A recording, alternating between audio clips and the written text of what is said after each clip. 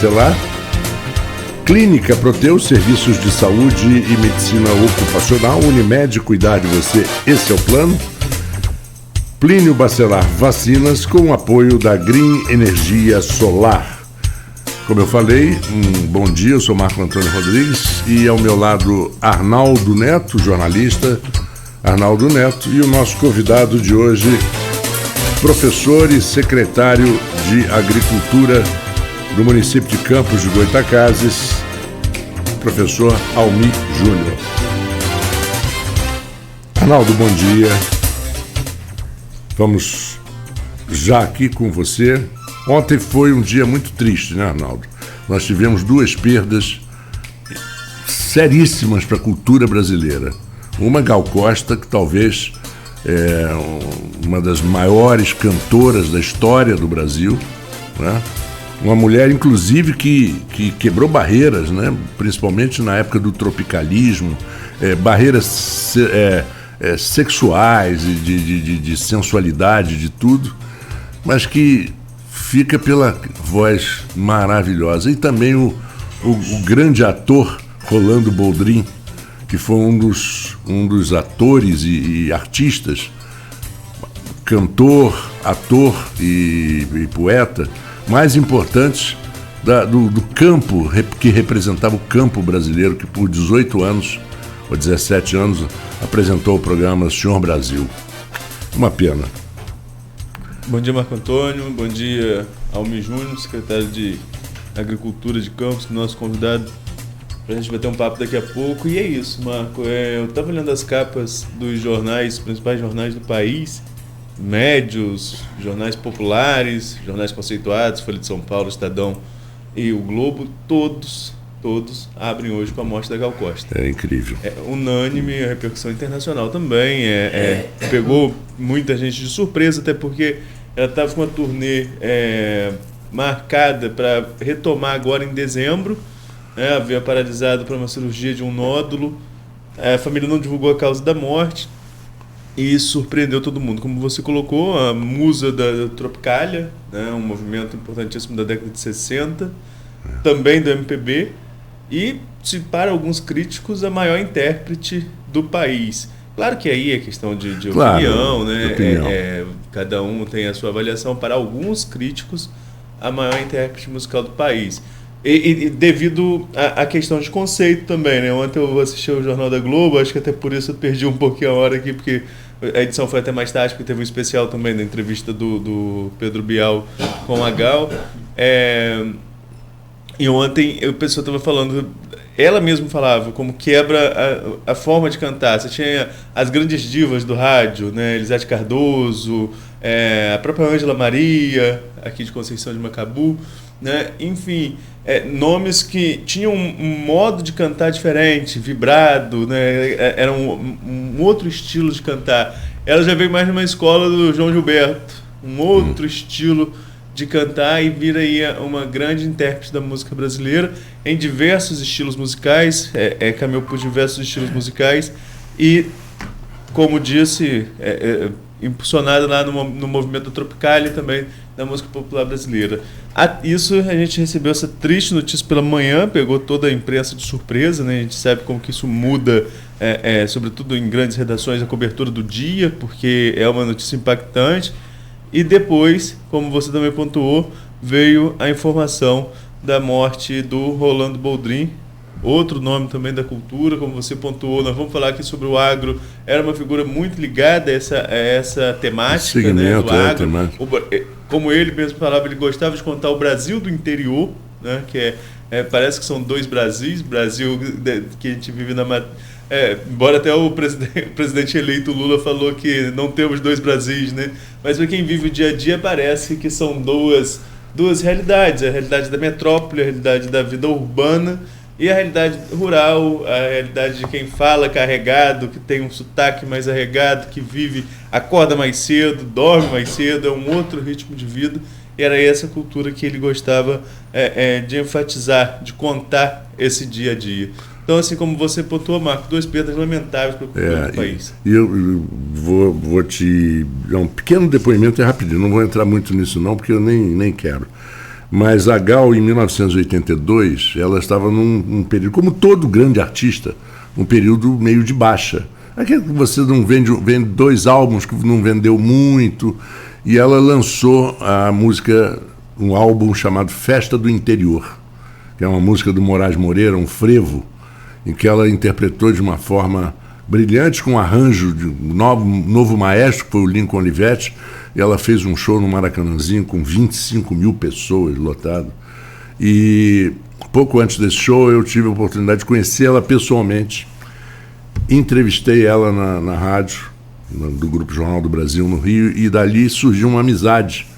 Até recentemente, até alguns anos atrás, 2, 3 anos atrás, eu recebi uma mensagem dela através de redes sociais.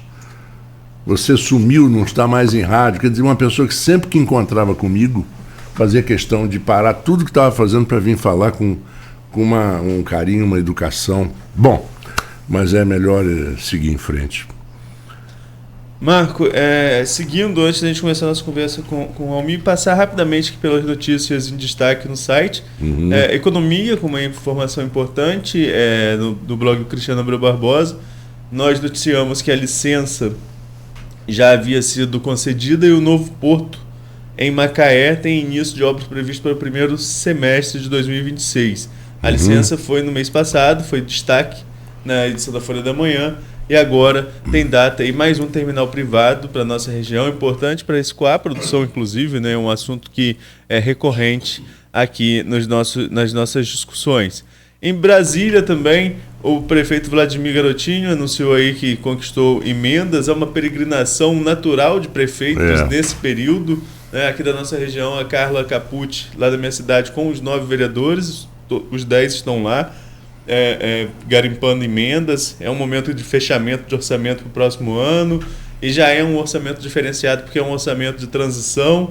Você tem a equipe do novo governo federal tentando ajustar as suas prioridades, você tem o legado deixado pelo governo, que tem também programas que precisam ser mantidos, né? E você tem os estados, os municípios querendo buscar aí cada uma fatia dessa verba federal. Então esse é o momento, natural nesse período que os prefeitos vão de pires na mão mesmo para Brasília buscar algum tipo de emenda, sobretudo junto aos deputados que vêm aqui e conquistam seus votinhos, né? Exatamente. Deputados... Aliás, você sempre fala, Arnaldo, e você tem toda a razão, e toca num assunto da importância da gente ter políticos, deputados federais e estaduais da região que possam, com muito mais propriedade, não é que sejam mais competentes ou menos competentes, mas por serem da região, tem muito mais capacidade de lutar pelo que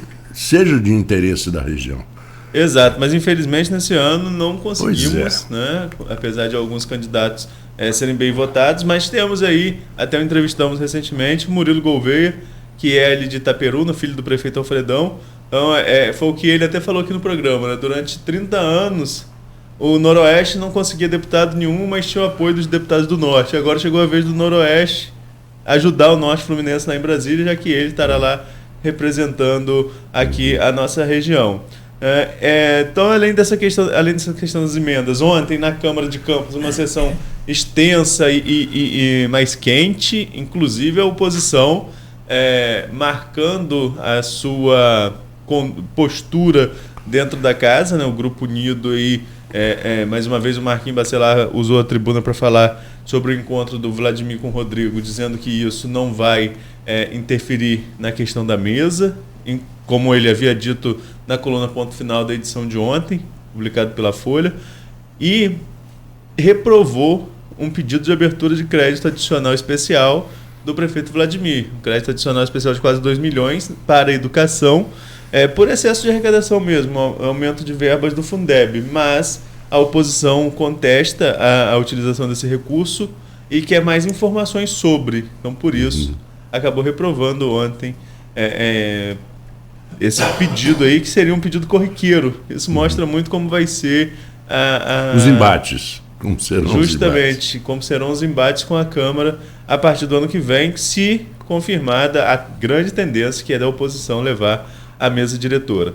Para fechar, Marco, até para a gente conversar mais com o Almir aqui, começa a Copa do Mundo, né, já, no próximo dias, dia. Né, dia 24, não, 22 parece que começa a Copa. Começa dia 20. Dia 20. O Brasil estreia dia 24. O Brasil estreia no dia 24. E justamente sobre os Jogos do Brasil, a Prefeitura de Campos regularizou aí a questão do expediente diferenciado nos dias dos Jogos do Brasil. Na primeira fase, o Brasil tem partidos previstos para o dia 24, contra a Sérvia às 4 da tarde, 28 contra a Suíça às 1 da tarde, e no dia 2 contra Camarões às 4 da tarde. Né? Segundo a publicação em Diário Oficial, nas repartições públicas municipais da administração, exceto os serviços essenciais, no dia 24, o jogo é 4 horas, expediente de 8 a meio-dia. Dia 28, o jogo é 1 hora, expediente de 8 a 11 horas. No dia 2, assim como no dia 24, o jogo é às 16 horas, então o expediente de 8 às 12. Como sugerir, podia fazer de 5 da manhã às 11 para compensar. Brincadeira, gente, é brincadeira, eu também não ia querer, não. Pois é, então assim, é expediente diferenciado. Segue também o expediente diferenciado no estado do Rio, que também adotou esse tipo de expediente. Agora eu fico numa dúvida, será que em outros países isso acontece, Marcos? Você que morou fora também, será que tem essa questão de liberar o pessoal para... O único país que eu vivia na hora de uma Copa do Mundo, no momento de uma Copa do Mundo, foi em 94 nos Estados Unidos. E eu fui, inclusive, trabalhar pelo Globo. Eu tive todo o credenciamento para trabalhar pelo Globo, acompanhei a Copa toda. E eu fiquei todo o tempo na Califórnia, porque o Brasil jogou 2 vezes só fora da Califórnia, né? E não havia isso não, assim, na cidade onde Los Gatos, onde estava a concentração do Brasil, San José, na Califórnia, ali perto de São Francisco, aquela região ali não parava com o jogo do Brasil, mas a cidade em si, onde estavam hospedados os jogadores, aí tinha bagunça depois do jogo, depois da vitória, mas eu nunca vi isso não. O Brasil, já em 2014, nós vimos a paralisação que era, né, de Copa do Mundo. Mas, Arnaldo, a Copa do Mundo inflou tanto de número de equipes, de seleções, que antigamente era quase que um jogo a cada 7 dias, a primeira fase demorava. Agora não, é 4 dias, porque senão não dá tempo. Não dá tempo de todo mundo jogar. Mas, bom, sorte para a seleção. Vamos começar. O nosso querido amigo, o professor Almir Júnior, que já é um representante aí do agro no programa Rural, aqui aos domingos. E eu passo a bola para o Arnaldo iniciar. Se quiser, a gente... Almir, você é secretário de... Você sempre diz isso, você está secretário de Agricultura, Pecuária e Pesca, do município de Campos. Você está basicamente há 2 anos nesse cargo. E eu sei que trabalhando com muita dedicação, pelo menos é a opinião geral.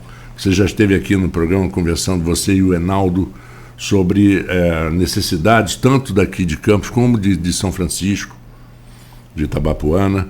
Eu queria que você fizesse aí um pequeno resumo do que você encontrou, do que você trabalhou, do que está sendo feito e do que você espera, porque agora nós entraremos em 2023, novo governo, provavelmente novas visões e como você espera o desenvolvimento de um segmento tão importante para o mundo, que é o agronegócio brasileiro.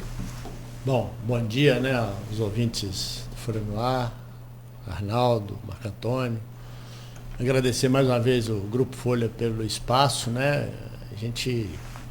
Eu me sinto sempre obrigado a estar aqui quando sou convidado, é uma convocação, porque o meu papel é prestar contas na função que estou exercendo e na minha atividade profissional de concurso. Eu sou um servidor público, né, concursado na UENF, e o papel nosso é prestar conta o tempo inteiro.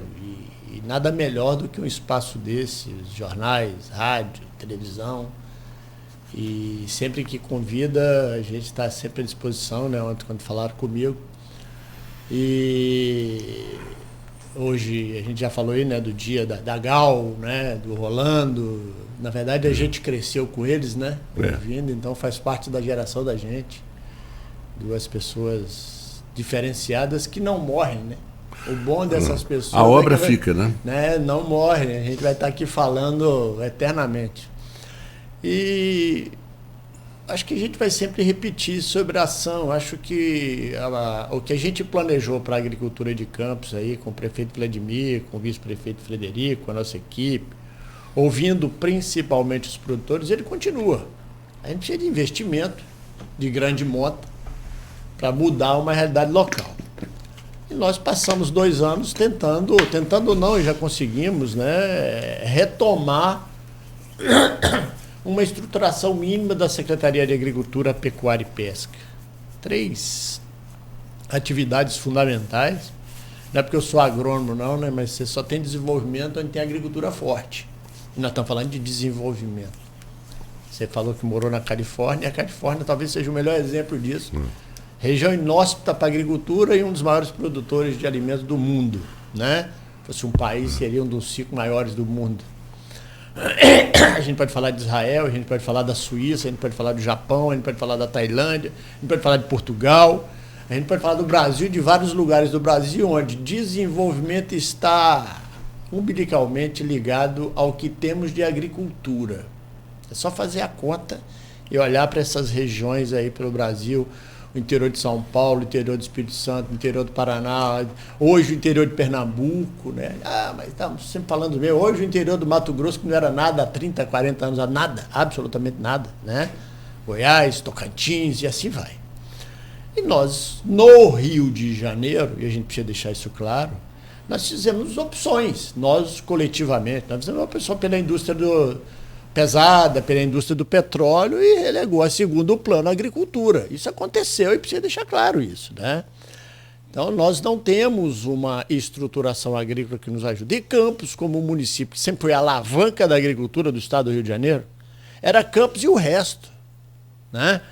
Campos sempre foi assim. Quando você pega os indicadores de agricultura, pela dimensão territorial, inclusive, você pega os indicadores de agricultura dos municípios do estado do Rio de Janeiro há 30 anos atrás, Campos estava anos-luz na frente, em termos de volume de produção, desenvolvimento na cana, no leite, no arroz, na laranja. A gente tinha, né? A gente fala assim, a monocultura da cana, eu sempre bato na tecla, quem fala de monocultura da cana, da tragédia da agricultura e focar a cana, vai ter sempre um conflito legal comigo. Porque a atividade agrícola exige aquelas estruturas que todo mundo se junta para fazer. Tem lugar que é café, tem lugar que é laranja, tem lugar que é uva, tem lugar que é soja, tem lugar que é cana, né?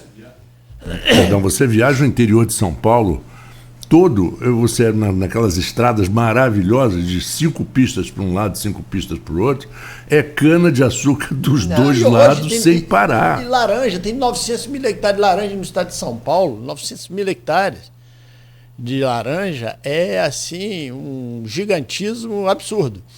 Então é o seguinte, nós pegamos uma secretaria que não existia, eu vou sempre repetir isso. Tem uma foto minha emblemática que eu uso de vez em quando eu fui assumir a secretaria, eu com a mão apontando, tinha uma plaquinha de papelão dizendo aqui a Secretaria de Agricultura, numa entradinha do lado do horto municipal, lá no fundo, que se você procurasse no Google, você não encontrava. Se alguém chegasse em Campos e falasse, eu queria ir na Secretaria de Agricultura e procurasse no Google, não achava. Nenhum agricultor, então assim, nenhum carro, não tinha equipamento, não tinha implemento, não tinha absolutamente nada nesse processo. Nenhum agrônomo. Eu sempre ressalto isso. Na secretaria não tinha nenhum agrônomo. Então, meu amigo, como agrônomo eu vou ficar muito chateado com essa história. Acho que nesses 2 anos, eu tenho certeza, a gente já tem muito a comemorar. A gente já recuperou uma estima, de que a gente vai falar durante o programa, de várias ações importantes. E sempre ouvindo quem mora na roça. Não estava falando do Rolando Boldrin aqui, né? Vamos ouvir quem mora na roça, o que ele quer. Ninguém quer nada demais e nós vamos mostrar que todo o nosso projeto está pautado naquilo que as pessoas que moram no campo estão pedindo. Nada demais a não ser infraestrutura rural, para melhorar e para criar condições para que esses jovens que estão chegando queiram morar lá. Ou quero pelo menos ir trabalhar lá, morar na cidade, acordar de madrugada e morar lá. Então nós estamos recuperando isso. Investimento, ano passado a gente fez todo um planejamento, foi reestruturação. A gente vai falar de orçamento, ano passado a gente gastou R$1 milhão. Esse ano nós já estamos chegando perto de 10 milhões de reais, devemos passar esse valor, que seria um valor muito maior de investimento nos últimos 10 anos, se bobear somados. O ano que vem nós temos uma estimativa de mais de 50 milhões de reais de investimento no campo. É uma nova realidade, uma nova história nesse processo, com um apoio muito grande de deputados e do prefeito Vladimir, do vice-prefeito. Então, assim, a gente tem um plano e lembrar as pessoas, não tem milagre, tem trabalho e tem tempo. No campo não tem milagre. A gente planta e nem sempre a gente colhe. Eu sempre uso o chavão árabe, né? Quem planta tâmara não colhe tâmara. Então, se as pessoas não perceberem que é um programa de Estado que independe do governo, que independe deste governo que está plantando, que independe dos conflitos políticos locais atuais, que é um plano para o futuro, a gente vai caminhar como caminhou várias regiões do país. E quando você fala, eu vou passar para o Arnaldo, mas quando você fala das famílias que iniciaram há 70, 80, 90, 100 anos atrás, e que eram muito intuitivos, aprenderam com a vida, você hoje tem esses filhos e netos indo para a cidade grande, estudando agronomia, procurando e voltando para cuidar da sua própria propriedade, para investir na própria família. Aquela história que a gente dizia de que uma família rica, uma família bilionária, ela pode se tornar milionária e rica em alguns anos, porque as gerações seguintes vão detonando. Mas no agro está acontecendo o contrário. Os jovens estão, como você falou, acordando às 4 horas da manhã, indo trabalhar. E com tecnologia, dirigindo seu drone, dirigindo seu Apple, seu notebook, seu celular, dirigindo daqui, ligando o sistema lá, ligando o sistema de irrigação, olhando o que está acontecendo, sabendo quanto choveu ontem exatamente naquela área dele e dali quanto que ele precisa, quanto tempo ele precisa ligar o sistema de irrigação, otimizando o recurso e daqui do celular dele vendendo a produção dele. Nós já temos bons exemplos em campos disso. Então, uma agricultura pujante hoje é tecnologia de ponta, de ponta, de ponta. Não é mais a escravidão do agricultor que acordava de madrugada para ir tirar leite. Ele tira 3 horas da tarde, né? Não é mais aquela coisa de uma enxada na mão do dia inteiro. Isso não é atividade humana, né? A gente já tem tecnologia para muito mais, para modernizar, mas a gente precisa de infraestrutura para que as pessoas que querem trabalhar no campo consiga ter uma qualidade de vida muito melhor, tecnificada e que tenha tempo para cuidar dele e da família, que não é só na roça no dia todo, não. Tem o lazer, tem a cultura, tem a escola. E esse é o grande desafio de todos nós. Arnaldo. Almir, uma questão que a gente sempre debateu aqui quando fala de agricultura de campos é o acesso a essas localidades mais distantes. A questão das estradas vicinais. E estrada vicinal é meio que um karma, né? Porque basta passar a patroa e lá no outro dia cai uma chuva e aí complica tudo de novo. Tem que voltar para fazer aquele trabalho. Lady Murphy. Pois é. Hoje está assim. Hoje, agora, nesse momento, meu celular está tocando que passou patrol e tem lama atolando. Pois é. Então eu queria que você fizesse um balanço pra gente dessas estradas e o quanto significa isso. Porque Campos é uma cidade de extensão territorial maior do que a própria capital. É a maior cidade de extensão territorial do país. Do estado, desculpa. Então, assim, é uma complexidade falar em Campos em vários setores, na agricultura também. O que já foi feito e o que isso representa e o planejamento para o pós, nessa questão de recuperação de vias? Voltando, o que 100% de quem mora no interior pede? Estrada. Internet. É a base, né? Modal. 100%. Ninguém pede além disso. Muito mais, né? A gente vai precisar de uma coisa a mais com relação a isso. O município está totalmente destruído no processo é só andar pelo interior. Qualquer pessoa que sai daqui hoje vai no Farol de São Tomé por vias que não seja RJ, que vai no Imbé de qualquer via que seja, que vai lá em Santo Eduardo, em Santa Bárbara, em Palmares, vai saber perfeitamente qual é a dificuldade. E na agricultura isso é muito pior. Qualquer 2, 3, 5, 10 quilômetros que a pessoa tem que andar mais com o caminhão é o lucro dele do mês. Né? 10 quilômetros, 20 para ir e voltar num espaço curto, vamos imaginar que seja 20 litros de diesel por dia, o que dá 600 litros de diesel por mês. Essa é a conta que as pessoas, quando a gente está falando em construir pontes, e alguns criticam ou falam alguma coisa, nós precisamos investir no campo, na infraestrutura, para a gente começar a trabalhar mais fortemente, e a gente já em paralelo na Secretaria e outros órgãos estão trabalhando, no outro papel que é a assistência técnica. Então é infraestrutura e assistência técnica. Isso se juntando traz a agricultura. Nós já construímos, nós já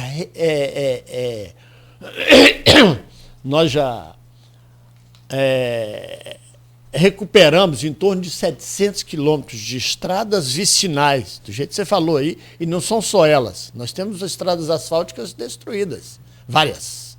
Agora mesmo já começaram a sair as primeiras licitações de recapeamento de maior extensão de estradas, como aqui na região do Zumbi, na região do Imbé, né, na Baixada Campista. Desses 700 quilômetros, alguns às vezes dá. Eu estava falando, né, ontem a gente estava fazendo estrada e ontem à noite alguém me mandou atacar ratolado, porque não dá tempo de jogar material. E a gente precisa recuperar. Então nós estamos reabrindo as estradas, nós estamos recuperando. Vocês podem observar que diminuiu muito as reclamações da qualidade das estradas do campo. Quando eu assumi ano passado, só se falava nisso. Já começou a diminuir, já está andando bastante. Estrada daqui 30 anos não era reaberta. Então a gente recuperou. A gente lançou um programa chamado Estradas do Produtor, que pressupõe ponte e a recuperação de estradas vicinais e recuperação de estradas, que é a cargo da Secretaria de Obras, onde tem asfalto. Essa é a maior demanda. E tem um projeto aí de 36 pontes para serem feitas. Já devem estar entrando na licitação o primeiro lote de 19 nos próximos 10 dias, que faz hoje o agricultor andar 50, 60 quilômetros a mais por dia para sair da sua propriedade ou para chegar à sua propriedade. Se alguém fizer a conta não fecha. E eram pontes que já existiam no passado, de madeira, a água levou, apodreceu e assim foi ficando. Não dá para convencer um jovem a morar num lugar que não tem estrada e não tem internet. Nem ir trabalhar e ficar o dia inteiro lá sem internet. Não dá. E esse é o grande desafio. Então a gente já recuperou essa infraestrutura, boa parte, e lembrando aos nossos ouvintes que a gente está fazendo, isso é o inicial. A Prefeitura de Campos não tem uma patrol. Eu nunca vi isso como agrônomo, uma prefeitura desse tamanho. Tem a primeira, a Secretaria de Agricultura nunca teve, tem a primeira que nós compramos agora, né, na emenda parlamentar do deputado Cristino Auro. E agora nós estamos comprando mais 2 essa semana, reta escavadeira, caminhão, que é um grande desafio. Então não tem estrutura para fazer, né? E a gente, Arnaldo, respondendo a sua pergunta, eu não sei se eu respondi ela assim, mas a gente está estruturando a secretaria e trabalhando de domingo a domingo. A nossa equipe na agricultura, se você ligar sábado, tem alguém com equipamento no campo ajudando o produtor. Bom, são 7h43. Eu vou pedir a Almir Júnior e Arnaldo Neto um pequeno break, um pequeno intervalo nos nossos comerciais e já voltamos com o Folha no Ar. Daqui a pouquinho a gente volta. Parte da história.